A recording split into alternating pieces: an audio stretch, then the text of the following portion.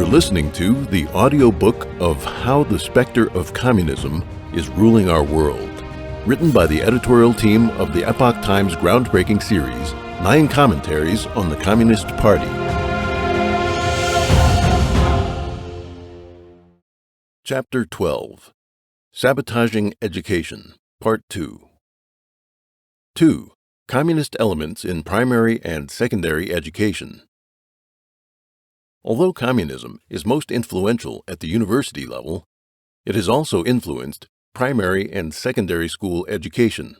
Its influence has undermined children's intellectual development and maturity, making them more susceptible to leftist influences in college. It has caused generations of students to have less and less knowledge and less ability to reason and engage in critical thinking. This has gone on for over 100 years. The progressive education movement, led by John Dewey, initiated the trend. Subsequent educational reforms generally followed in the same tradition. In addition to instilling students with atheism, the theory of evolution, and communist ideology, primary and secondary education in the United States engages in psychological manipulation that destroys students' traditional beliefs and morals. It instills moral relativism and modern concepts that convey a corrupt attitude toward life. This occurs across all sectors of education. The sophisticated measures used make it almost impossible for students and the public to guard against the trend. A. Dumbing down students. The United States is a democratic country. From presidents to lawmakers, town mayors, and school district committee members, all are elected by voters. Whether democratic politics can be pursued in a manner that is truly beneficial to all depends not only on the moral level of the people, but also on the level of their knowledge and understanding. If voters are not well versed in history, political and economic systems, and social issues, they will have difficulty wisely electing officials who will base their platforms on the long-term and fundamental interests of the country and society. This puts the country in a dangerous situation. In 1983, a group of experts, commissioned by the U.S. Department of Education, wrote the report, A Nation at Risk, after 18 months of research. The authors of the report said, quote, "For our country to function, citizens must be able to reach some common understandings on complex issues, often on short notice and on the basis of conflicting or incomplete evidence. Education helps form these common understandings, a point Thomas Jefferson made long ago in his justly famous dictum. Quote, I know no safe depository of the ultimate powers of the society but the people themselves. If we think them not enlightened enough to exercise their control with a wholesome discretion, the remedy is not to take it from them, but to inform their discretion. Individuals with little knowledge and poor critical thinking ability are unable to recognize lies and deceptions. Education plays an enormous role, and communist elements penetrate into all levels of the education system, making students foolish and ignorant, and thus vulnerable to manipulation. A Nation at Risk makes these additional points. Quote, the educational foundations of our society are presently being eroded by a rising tide of mediocrity that threatens our very future as a nation and a people. Quote, if an unfriendly foreign power had attempted to impose on America the mediocre educational performance that exists today, we might well have viewed it as an act of war. Quote, we have even squandered the gains in student achievement made in the wake of the Sputnik challenge. Moreover, we have dismantled essential support systems which helped make those gains possible. We have, in effect, been committing an act of unthinking, unilateral educational disarmament. The report quoted analyst Paul Copperman, quote, for the first time in the history of our country, the educational skills of one generation will not surpass, will not equal, will not even approach those of their parents. The report cites some shocking findings. In addition to U.S. students' grades often being at the bottom in international exams, 23 million American adults are functionally illiterate. That is, only possessing the most basic literacy skills, unable to meet the needs of complex modern life and work. The ratio of functional illiteracy is 13% among 17-year-olds and may reach 40% among minorities. From 1963 to 1980, the grades of the Scholastic Aptitude Test, SAT, slid down, with the average language score dropping by more than 50 points, and the average math score dropping by nearly 40 points. Many 17-year-olds do not possess the higher-order intellectual skills we should expect of them. Nearly 40% cannot draw inferences from written material, only 1/5 can write a persuasive essay, and only 1/3 can solve a mathematics problem requiring several steps. After the 1980s, people of insight in the American education field launched the Back to Basics campaign. But did it help stop the decline of American education? In 2008, Mark Bauerlein, a professor of English at Emory University, published The Dumbest Generation. The first chapter of the book combines the results of examinations and surveys by the Department of Education and non-governmental organizations, summarizing the knowledge gaps of American students in history, civics, math, science, technology, fine arts, and other fields. In the history exam in the 2001 National Education Progress Assessment, 57% of students scored below basic, and only 1% achieved advanced. Surprisingly, in response to the question, which country was the U.S. ally in World War II, 52% chose Germany, Japan, and Italy instead of the Soviet Union. Results in other areas were equally disappointing. The decline in the quality of education in the United States is obvious to all. Since the 1990s, the term dumbing down has appeared in many books on American education and has become a concept American educators cannot avoid. John Taylor Gatto, a senior teacher and educational researcher in New York City, wrote, quote, "Pick up a fifth-grade math or rhetoric textbook from 1850, and you'll see that the texts were pitched then on what would today be considered college level." In order to avoid making the American education system look bad, the Educational Testing Service, ETS, had to redefine the scores of the University Entrance Examination, the SAT, in 1994. When the SAT began to adopt the modern form in 1941, the average score of the language exam was 500 points. Top marks are 800 points. By the 1990s, the average score had dropped to 424 points, yet ETS redefined 424 as 500 points. The decline in the quality of education is not just reflected in the decline in students' literacy. Due to the lack of basic knowledge, the critical thinking faculties of American students have fallen sharply. The scholar, Thomas Sowell, pointed out in the 1990s, quote, "It is not merely that Johnny can't read or even that Johnny can't think. Johnny doesn't even know what thinking is because thinking is so often confused with feeling in many public schools." Unlike the rebellious student leaders in the 1960s, who could speak eloquently, today's young people who participated in street protests and were interviewed by television news reporters could rarely clearly express their demands. They lack basic common sense and reason. The reason for the decline of grades is not that students today are not as intelligent as before, but because communism is quietly carrying out a war against the next generation, using the education system as its weapon. Charlotte Thompson Iserbyt, the author of The Deliberate Dumbing Down of America, a chronological paper trail, and former senior policy advisor to the U.S. Department of Education in the 1980s, said, quote, "The reason Americans do not understand this war is because it has been fought in secret, in the schools of our nation, targeting our children who are captive in classrooms." B. The destructive nature of progressive education. The backlash against tradition in American primary and secondary schools began with the progressive education movement of the early 20th century. The following generations of progressive educators concocted a series of sham theories and discourses that served to alter curricula, water down teaching materials, and lower academic standards. This brought enormous damage to traditional education. From Rousseau to Dewey. John Dewey is the father of American progressive education and was greatly influenced by the ideas of the 18th century French philosopher Jean-Jacques Rousseau.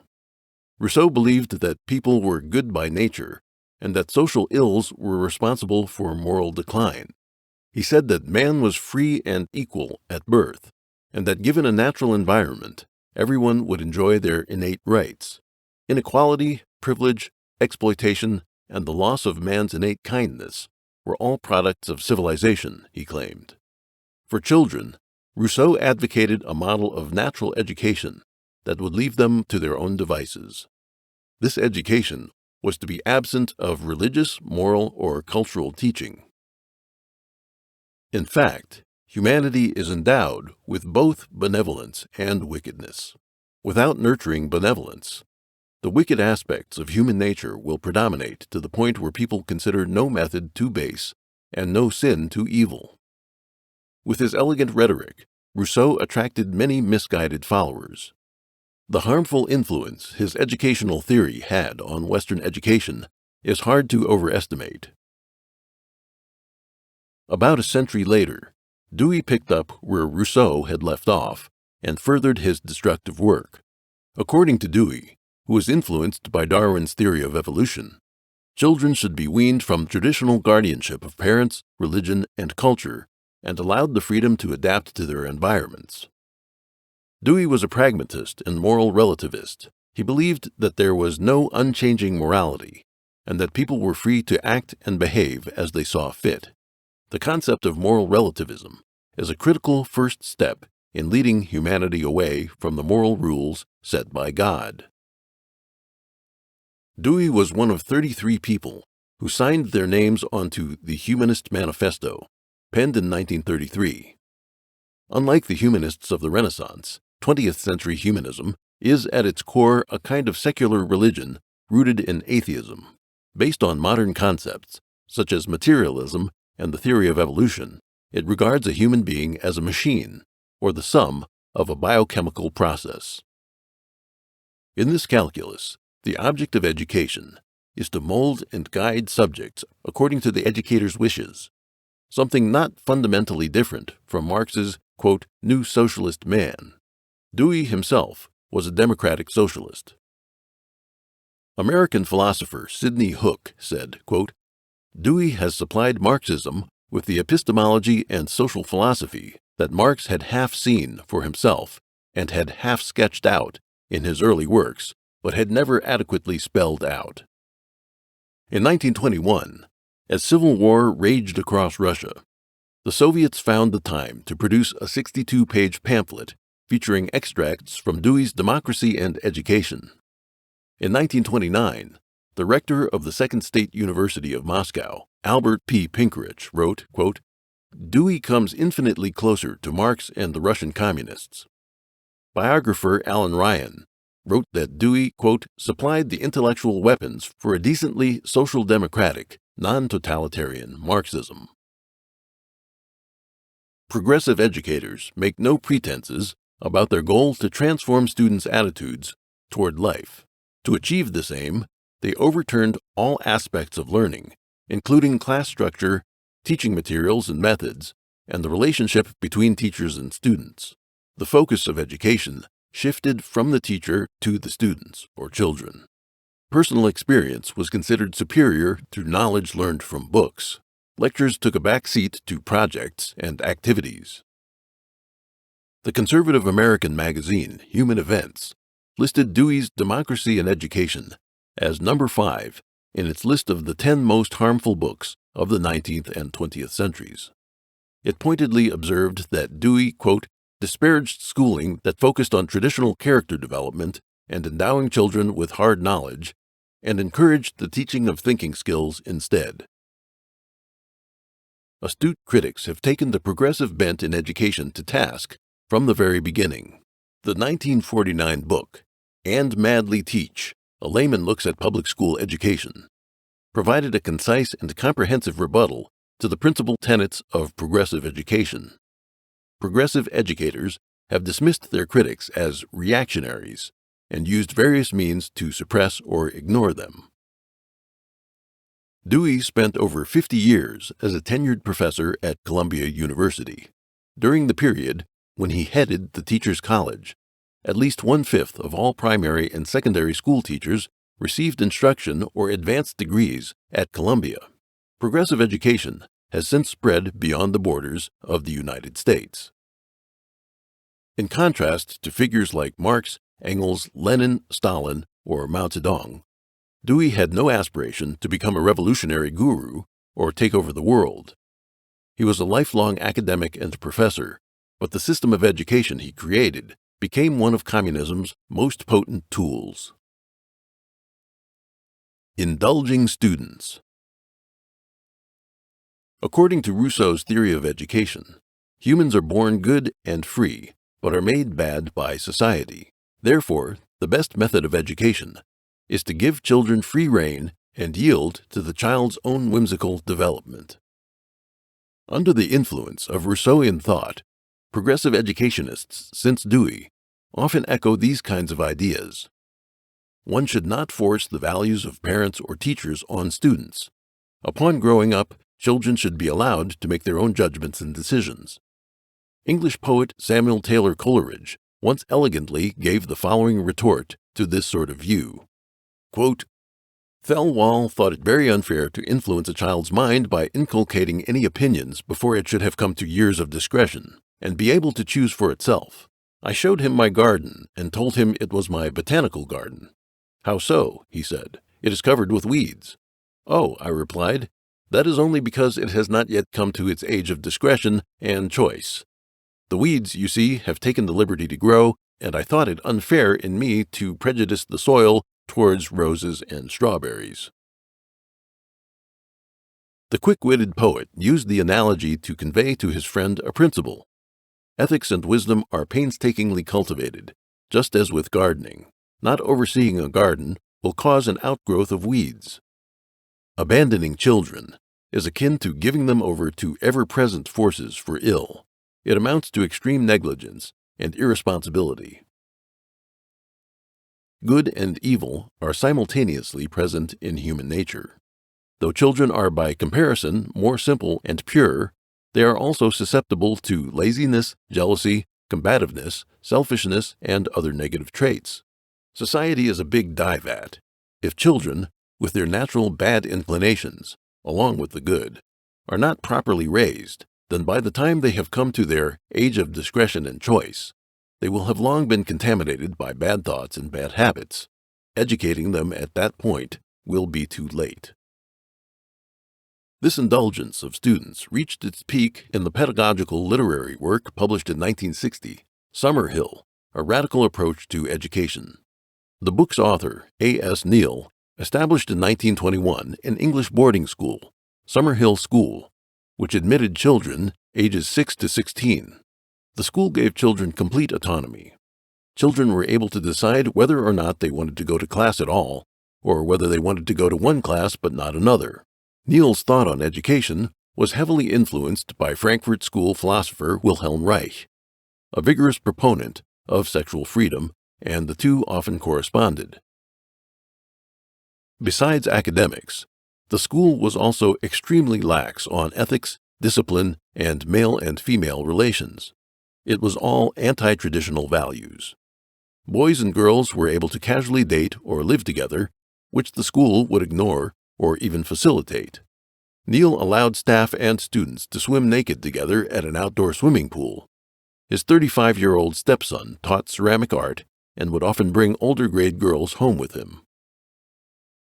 In his book, Neal says, quote, "Every older pupil at Summerhill knows from my conversation and my book that I approve of a full sex life for all who wish one, whatever their age."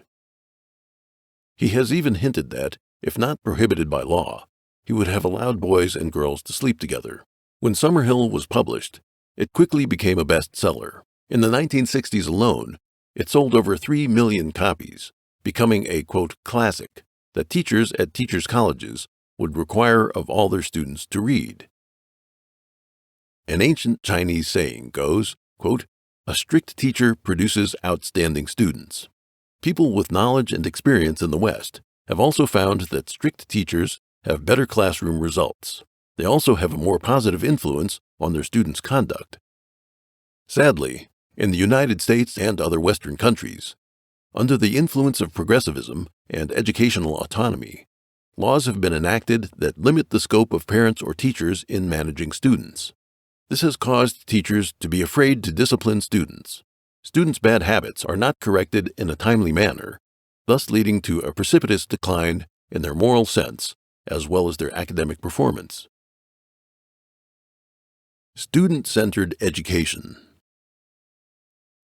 The most important function of education is to maintain and pass on the traditional culture of human history. Teachers are the hub connecting the past for the benefit of the future.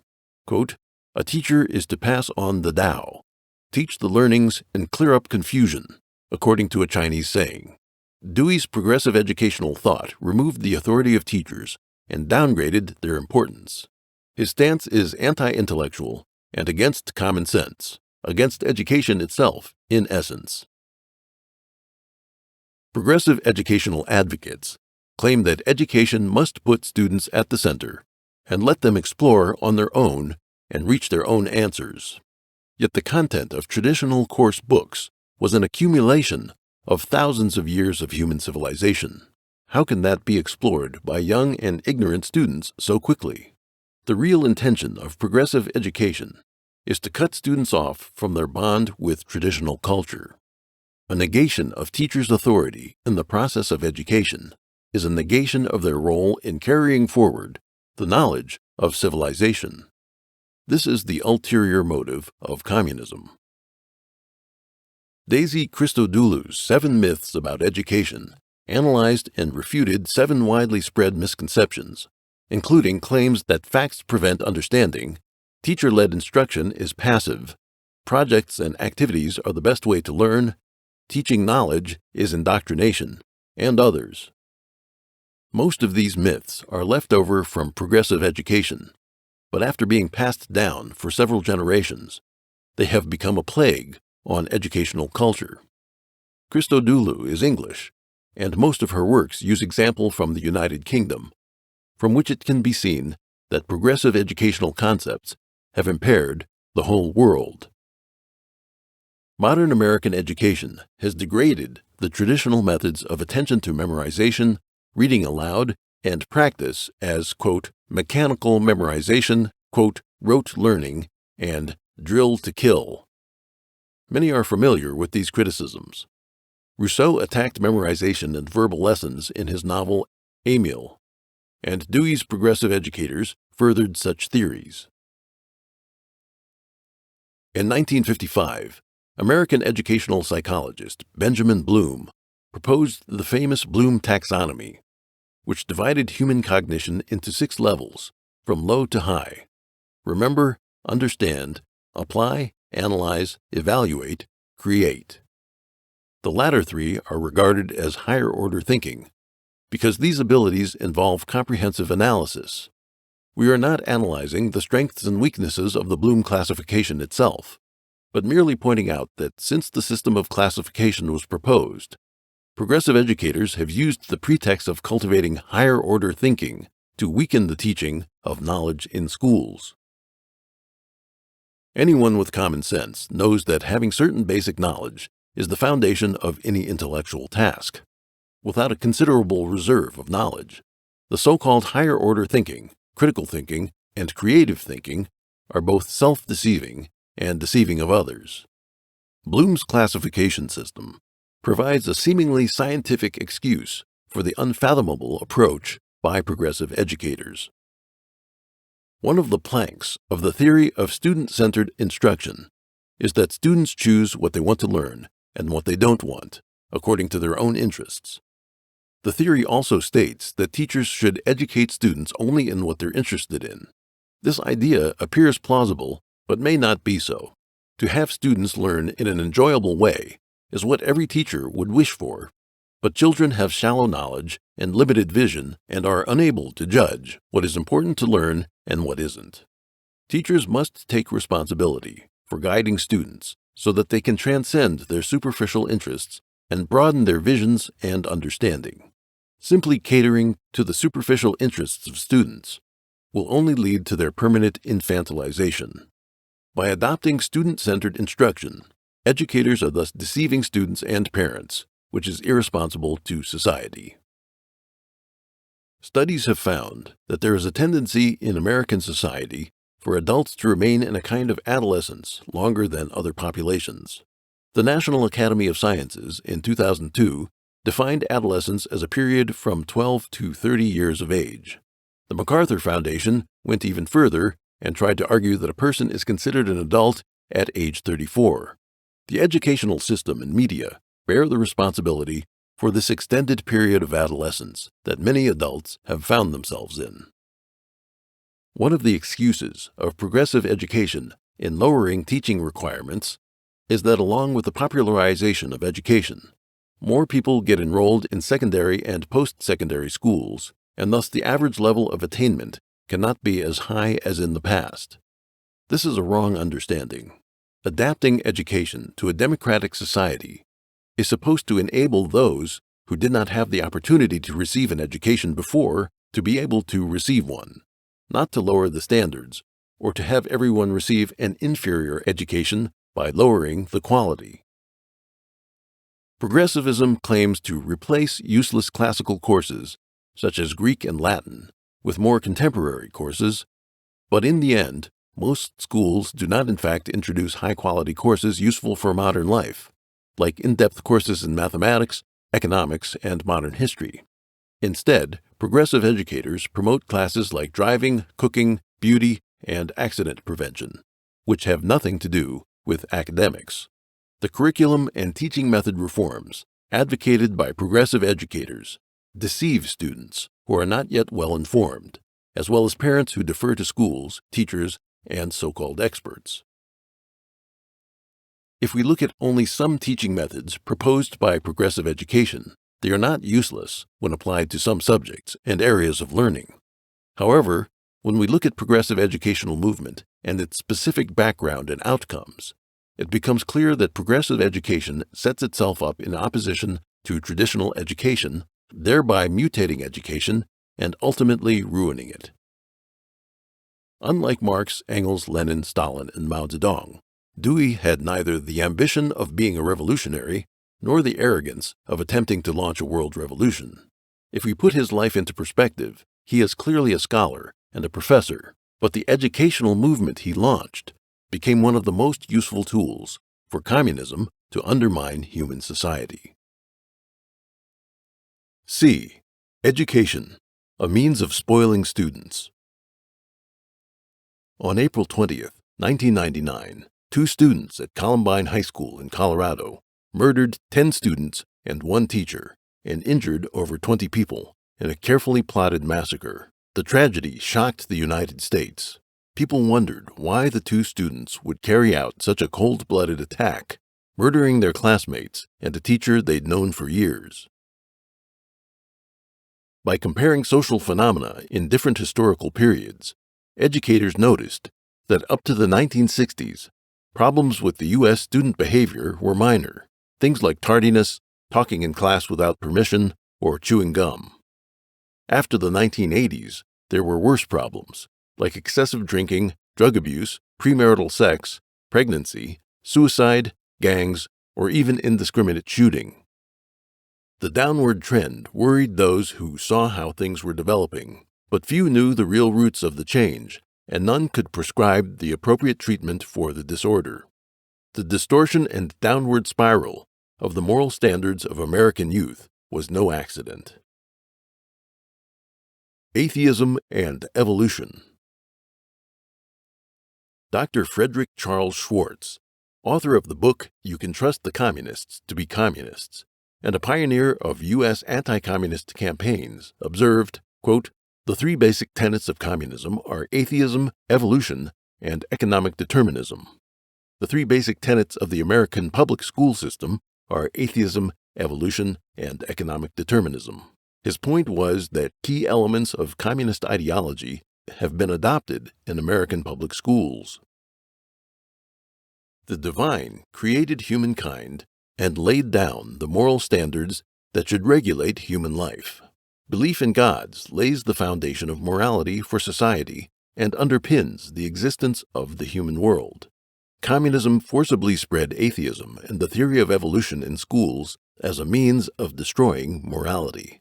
This is to be expected in communist states like China and the former Soviet Union, but in the United States, it was carried out coercively. Under the pretext of separation of church and state, leftists opposed the teaching of creationism in American public schools, though they promoted the theory of evolution. Public schools dare not transgress such boundaries. This education inevitably leads the number of religious believers to decline, as children are indoctrinated with the idea that the theory of evolution is scientific truth and not to be questioned. Since the 1960s, courts around the United States shut down Bible study in public schools, again under the pretext of separation of church and state. One court ruled that students enjoyed freedom of speech and the press, unless the topic was religious, at which time such speech became unconstitutional. In 1987, students in Alaskan public schools were told not to use the word Christmas, since it contained the word Christ. In 1987, a federal court in Virginia ruled that homosexual newspapers could be distributed on a high school campus, but religious newspapers were banned. In 1993, one elementary school teacher in Colorado Springs was prevented from teaching Christmas carols because of alleged violations of the separation of church and state. Teaching and test materials in the United States have undergone ridiculously strict scrutiny due to the anti-theist orientation of the education system, in combination with decades of political correctness. In 1997, Diane Ravitch, a historian of education, once participated in the scrutiny of test content at an office under the U.S. Department of Education. Much to her surprise, the maxim that, quote, God helps those who help themselves, was changed to, quote, people should try to work things out for themselves whenever possible, because of the word God in the original. On the one hand, the American public education system ejected belief in God from schools under the pretext of separation of church and state. On the other hand, evolution, with its unresolved gaps, was held to be a self-evident truth to be instilled in children who had no mental preparation or defense. Children tend to believe in the authority of their teachers. Parents with religious beliefs teach their kids to respect others, but children who are instilled with the theory of evolution are likely to challenge the religious education given by their parents. At least, they will no longer take their parents' religious instruction seriously. The result is that education pulls children away from parents with religious beliefs. This is the most challenging problem that families with religious beliefs face when it comes to their children's education, and it's the most evil aspect of the anti-theistic education system. Communist ideology. Chapter 5 of this book illustrates the nature of political correctness. It works like the thought police of communism, using a set of distorted political standards to replace authentic moral standards. Since the 1930s, communism has gradually entered American schools.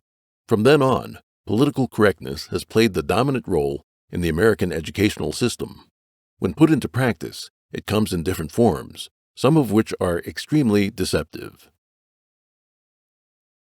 E. Merrill Root, author of Brainwashing in the High Schools, released in the 1950s, conducted research into 11 sets of history teaching materials used in Illinois between 1950 and 1952, and found that they characterized American history as the history of a power struggle between rich and poor, between the privileged few and the underprivileged. This is the essence of Marxian economic determinism. Such teaching materials promotes the development of a global government that emphasizes global concerns above those of any individual people, and in the end, leads to global socialism. In 2013, a school district in Minnesota adopted a project named All for All, which puts the focus of teaching on racial equality. Equality here referring to identity politics. This ideology blames the poor performance of students from some ethnic minority groups as due to systemic racial discrimination, which leads to efforts devoted to dismantling white privilege. The project demanded that all teaching activities be based on racial equality, and that only teachers and administrators who were deeply aware of the issues associated with racial equality be employed. The project started with kindergartens. 10th grade English classes focused on the themes of colonization and migration, as well as social constructions of race, class, and gender. The 11th grade framework claimed, quote, "By the end of the year, you will have learned how to apply Marxist, feminist, post-colonial, and psychoanalytical lenses to literature."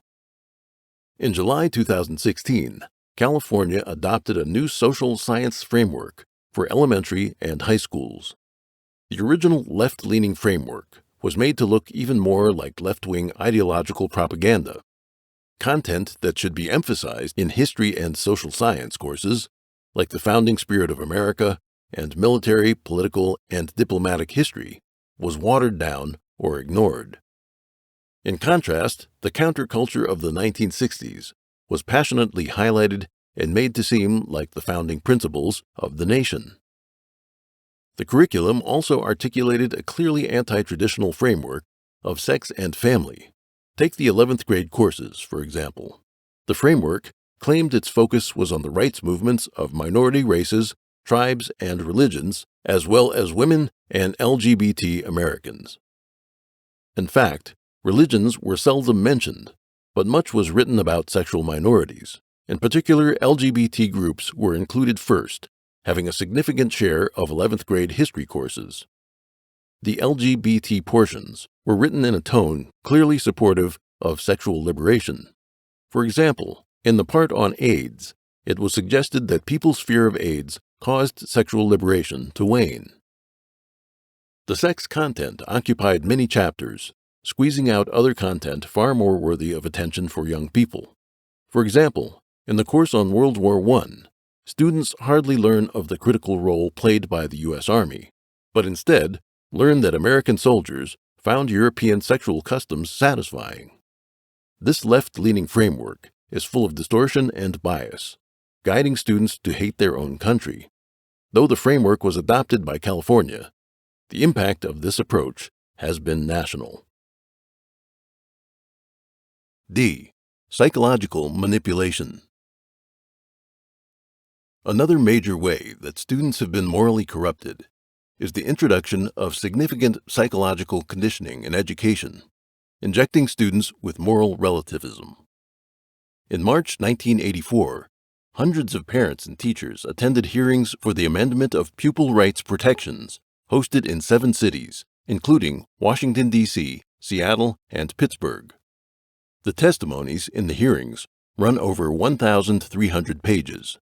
Conservative activist Phyllis Schlafly incorporated some of the testimonies in her book, Child Abuse in the Classroom, published in August 1984. Schlafly summed up the issues described in the testimonies, including using, quote, education as therapy. Unlike traditional education, which aims to impart knowledge, education as therapy focuses on changing students' emotions and attitudes. This kind of education uses teaching to play psychological games on students.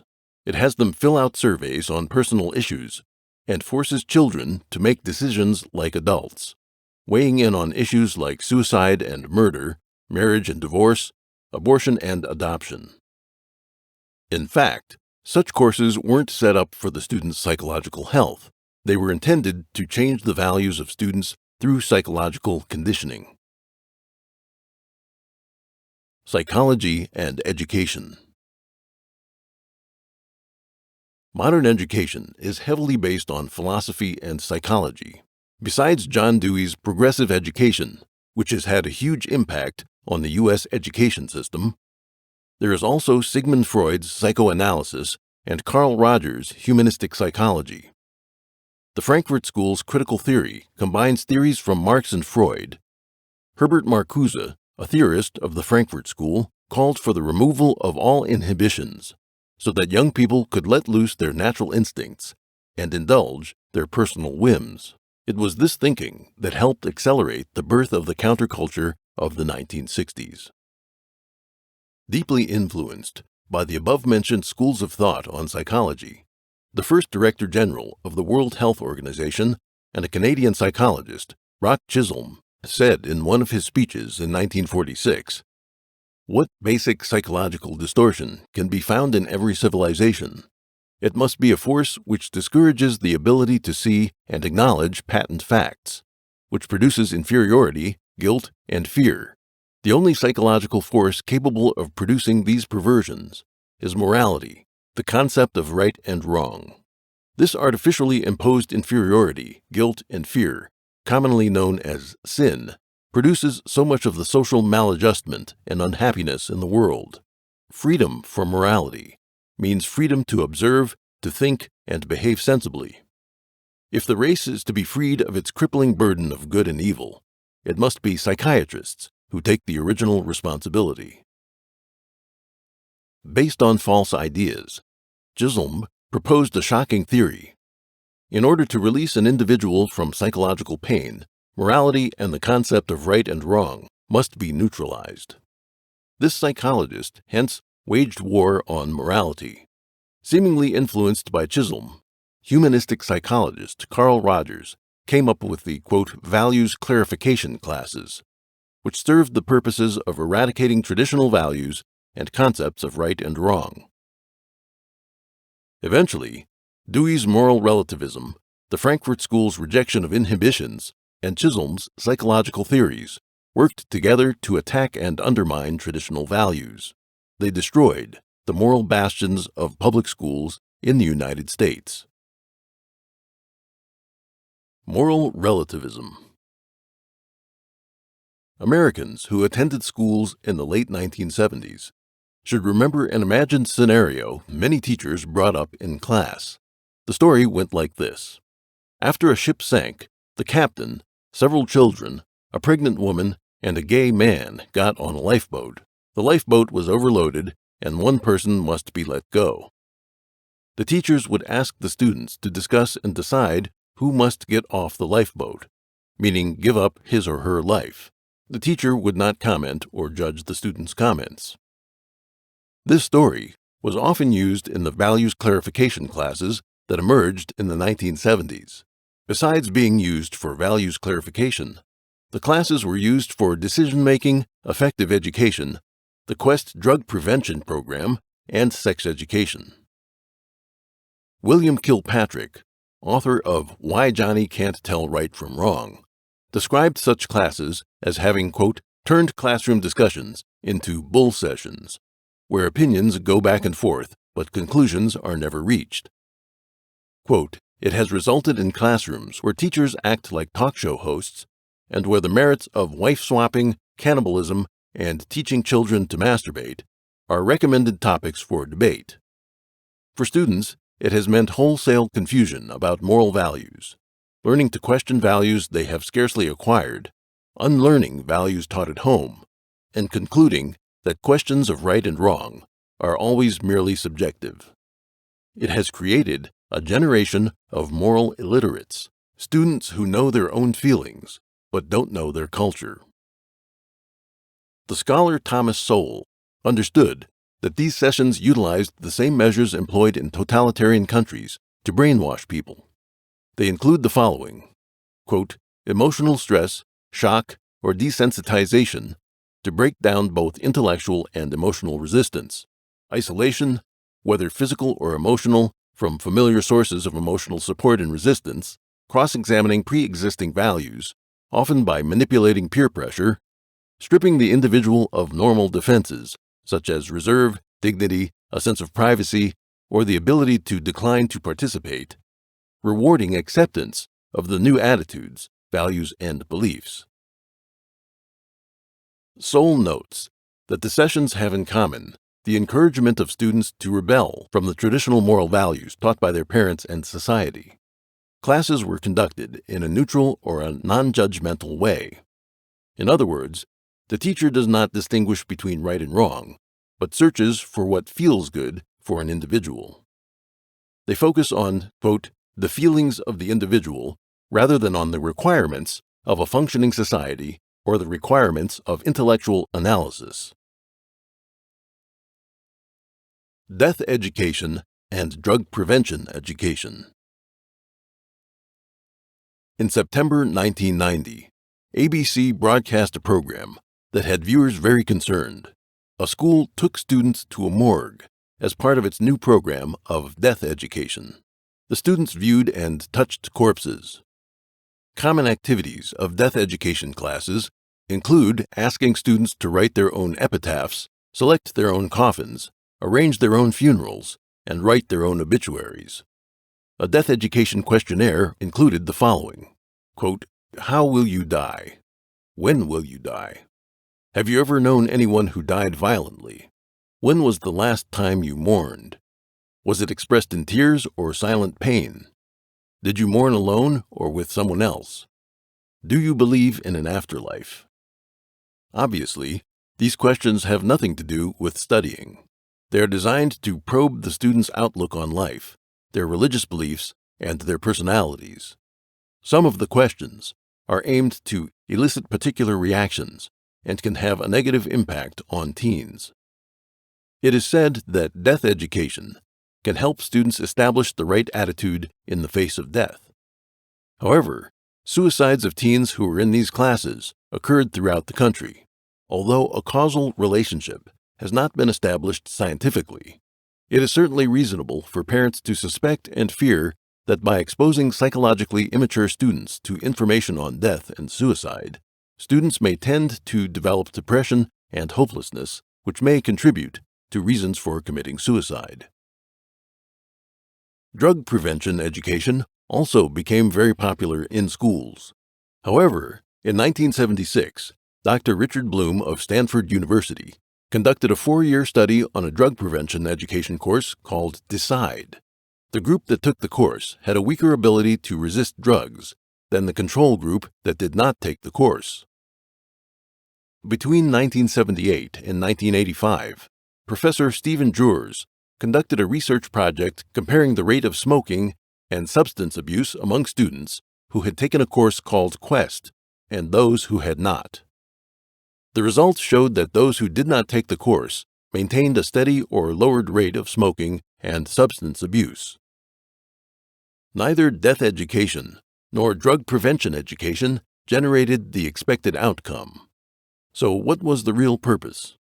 The purpose was to pollute children. Children are very curious, but have an immature moral foundation.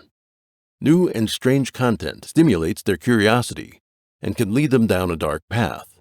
In the meantime, such education tends to desensitize students, making them view violence, pornography, terror, and moral decadence as simply normal parts of life. Their tolerance of evil increases in turn. The entire exercise is a part of an evil use of art, violence, and pornography to bring about moral decline. Pornographic sex education. Traditionally, in both the East and the West, sex has been a taboo topic in public. According to both traditions, the divine established that sexual conduct must take place only within marriage. All other forms of sexual conduct are considered promiscuous and sinful, violating the divine standards of morality. This makes sex and marriage inseparable, and sex can't be a matter of public discussion in a properly functioning society. In traditional society, the youth received education only in physiology, and there was no need for today's sex education. The modern concept of sex education was first introduced by Georg Lukács, founder of the Frankfurt School of Social Theory and Philosophy. His purpose was to completely overturn traditional Western values. In 1919, Lukács was the People's Commissar for Education and Culture in the brief Hungarian Bolshevik regime.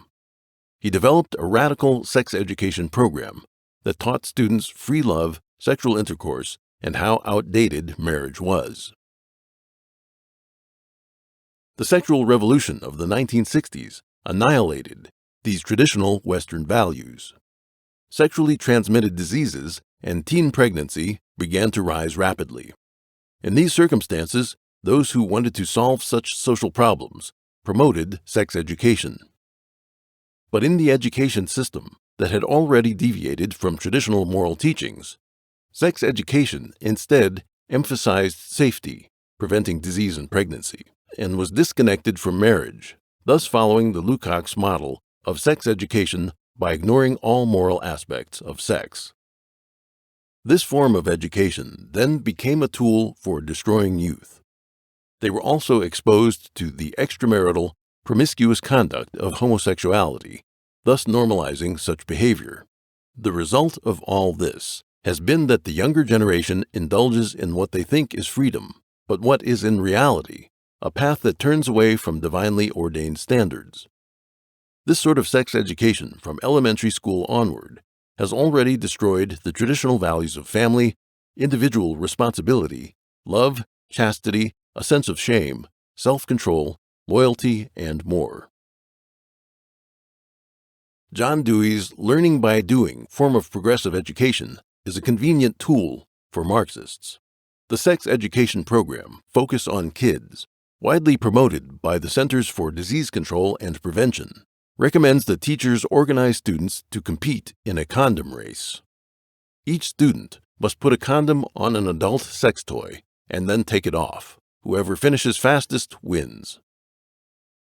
Be Proud, Be Responsible is another sex education program endorsed by the CDC and promoted by Planned Parenthood and other educational organizations. The program requires students to role play.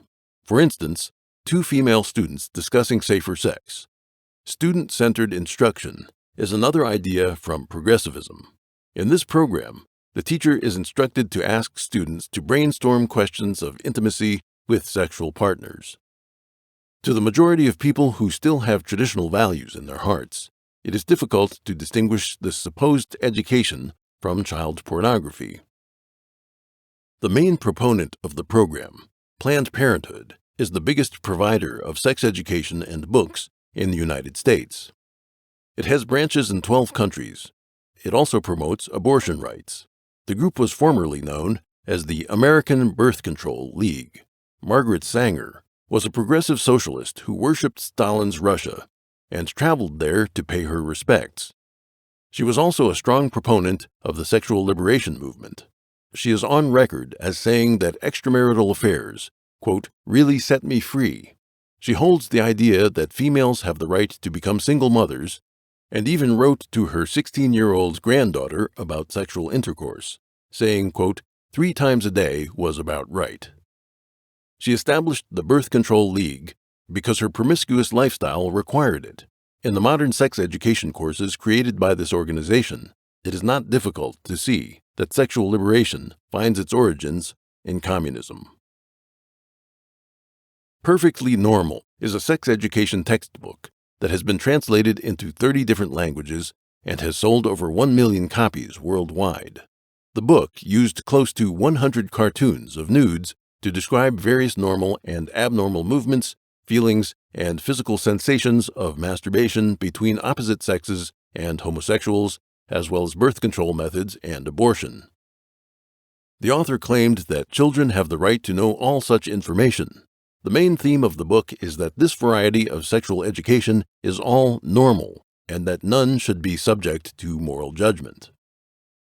In a widely used high school sex education textbook, the author tells children that some religions believe that sex outside of marriage is sinful and says, quote, you will have to decide for yourself how important these messages are for you. To summarize in one sentence, this worldview basically says that all values are relative and right or wrong is for children to decide for themselves. Today's American public schools have 2 basic types of sex education classes. One type that's strongly promoted by educational organizations, the complete sex education curriculum. which includes education on sexual behavior, birth control, prevention of sexually transmitted diseases, and the like. The other type teaches young people to control their sexual desire, does not discuss birth control, and encourages the delay of sexual behavior until after marriage. It is undeniable that social morality, especially general attitudes toward sex, have in general deviated far from traditional faith-based morality. The media and the internet are flooded with pornographic content, all of which drags children toward the edge of the abyss. In today's educational field, controlled by atheism, most public schools that follow, quote, value neutrality don't want or don't dare to teach children that sex outside of marriage is disgraceful and immoral, nor do they teach children right from wrong based on traditional moral principles. Sexual education is still a hot topic in society today. There are numerous arguments in different sectors of society around the issue of safety in sexual activity, which focuses on the teenage pregnancy rate and the rate of sexually transmitted diseases. However, the fact that schools are publicly teaching teenagers about sexual behavior will obviously increase sex outside of marriage, which violates traditional sexual morality. Even if there are no teen pregnancies or sexually transmitted diseases, does that mean everything is fine when teenagers are promiscuous? In Europe, where the sexual culture is even more lax than in the United States, the teenage pregnancy rate is half that of the United States due to sex education. Some people are delighted about this, while others are very worried. Regardless of these figures, with a decadent attitude toward sexual conduct in ascendance, communism will have achieved its goal of destroying human morality. Self-esteem and egocentrism.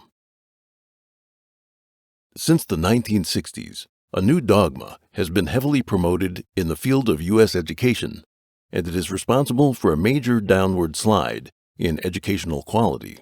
This is the cult of self-esteem. On its surface, self-esteem should refer to a feeling of confidence and self-respect that arises from one's own abilities and accomplishments. However, the self-esteem promoted in U.S. schools is something completely different.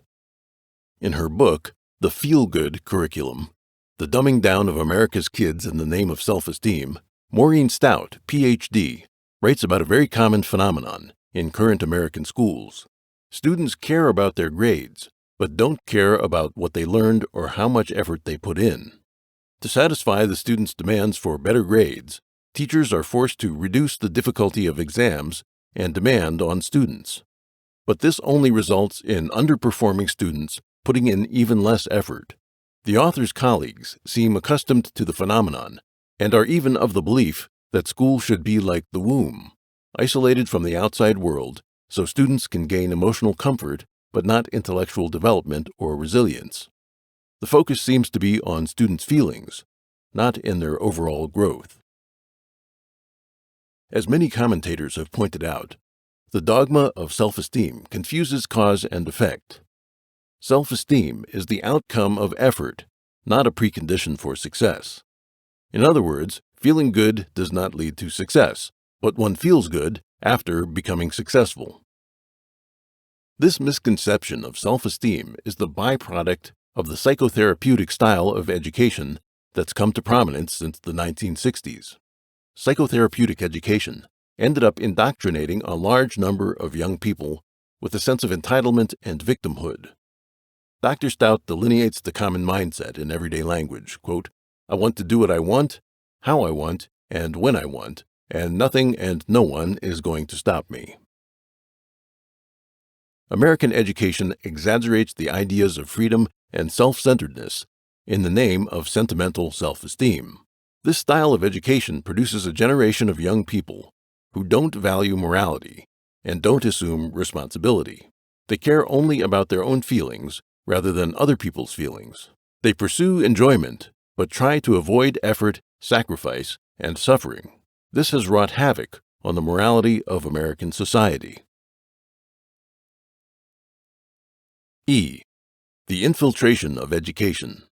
Control over American secondary and elementary school education. For a long while after the founding of the United States, the federal government was not involved in education. Education was up to the church and each state government to decide. The federal government established the Department of Education, ED, in 1979. The Department of Education's jurisdiction has been enlarged ever since. Currently, the power ED has over educational strategies and allocation of education budgets by far surpasses the power it used to have. Parents, school districts, and state governments, which used to have a greater say about education, are increasingly compelled to take orders from federal government officials. Parents and school districts have gradually lost their power to decide what gets to be taught and how to teach it at schools. Power is neutral. Those who wield it can do either good or bad. Centralization of power in itself is not necessarily a bad thing. It's a matter of how the person or institution uses its power and what its goals are. The centralization of power in American education is a major issue because Marxism has infiltrated all levels of government agencies, especially the central bureaucracy. Under such circumstances, once a wrong decision is made, the impact is extensive, and a few clear-headed individuals cannot simply reverse it themselves.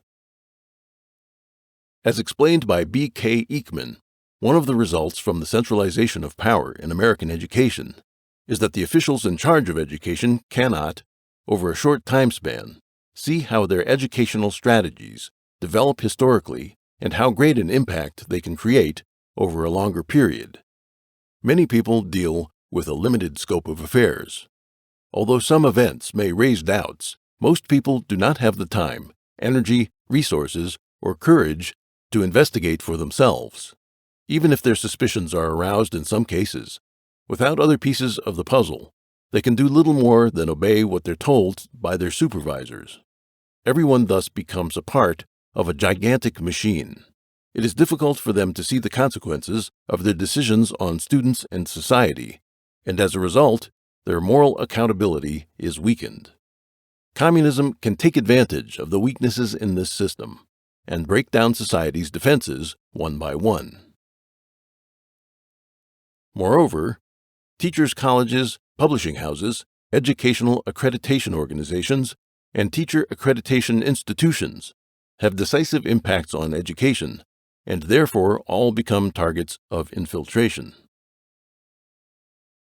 The role of teachers' unions. Chapter 9 of this book discusses how communism manipulates and utilizes unions. Teachers' unions have become one of the key reasons for the failure of American education. These unions do not care about raising the quality of education. They have become professional organizations that award failure, protect incompetence, and sacrifice conscientious teachers who aspire to make a contribution in their career and who truly dedicate themselves to teaching students. Tracy Bailey is a science teacher in a senior high school and the 1993 National Teacher of the Year award winner. At that time, the chief of the American Federation of Teachers, AFT, said he was pleased that a union member had won this prestigious honor. However, the truth is that Bailey was no longer an AFT member. Bailey believed that big teachers' unions are exactly the reason for the failure of American public education and were part of the problem rather than the solution. He holds that unions are simply a special interest group protecting the status quo and a pillar of a system that awards mediocrity and incompetence. Major American teachers' unions have adequate funds and immense influence and are ranked as one of the most important political lobby groups in the country. Teachers' unions have become the primary obstacle that hinders benign reform within the education system. Looking at the California Teachers Association, CTA, under the AFT as an example, CTA has huge funds from its members, which it can use for legislation and political donation. In 1991, California sought to insert Proposition 174 in its state constitution, allowing families to use school vouchers provided by the state government so that families would be able to choose their own schools for their children. However, The CTA blocked Proposition 174 and even forced a school to revoke its commercial contract with a hamburger franchise that had donated $25,000 toward the proposition. The exclusion of family influence in children's education. Another key goal of communism is the removal of the child from his parents as soon as he is born, and having the community or nation raise the child. This is not an easy feat, but things have been quietly moving in this direction. In communist countries, students are encouraged to sever their relationship with parents of the bourgeoisie class. In addition, the time students spend in school is extended by means of an exam-centric education, so as to reduce the impact of parents on their children. In Western countries, different approaches are used to exclude the influence of the family in the education of children. This includes maximizing students' school time, reducing the age requirement for children to attend school, preventing students from taking textbooks and study materials home, and discouraging students from sharing controversial topics they learned in class with their parents. Courses such as value clarification attempt to separate students from their parents. A parent of a student taking the Quest class commented, quote, "It seemed as if the parents were always put in a bad light.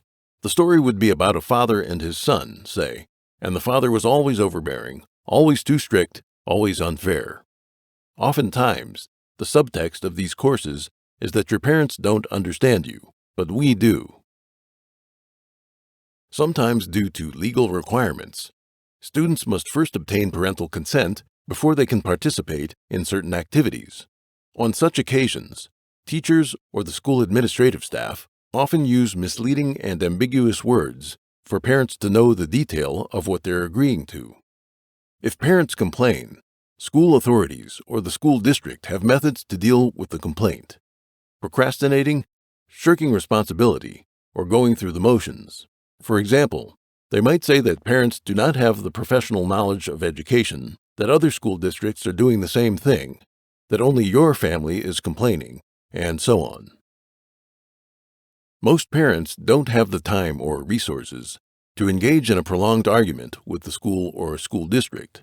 Moreover, when the student grows up in a few years, he will leave the school. Parents will generally choose to keep things quiet.